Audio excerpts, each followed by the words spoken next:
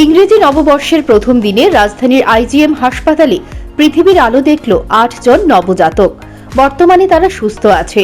তাদের জন্মদাতা মায়েরাও সুস্থ আছে, সবল আছে।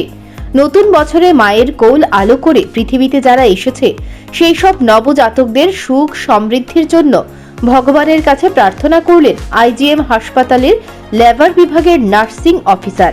তিনি বলেন, সোমবার শিবের বার, অর্থাৎ এই দিনটিতে ভগবান শিবের আরাধনা করেন ভক্তরা।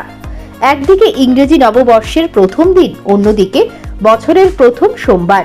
এই বিশেষ দিনে যারা মায়ের কোল আলো করে পৃথিবীতে এসেছেন তাদের ভগবান মঙ্গল করুক, সৃষ্টিকর্তার কাছে এই প্রার্থনা করলেন নার্সিং অফিসার। আমার নাম লিলু সেন বিশ্বাস, নার্সিং অফিসার, লেবার রুমের ইনচার্জ আমি।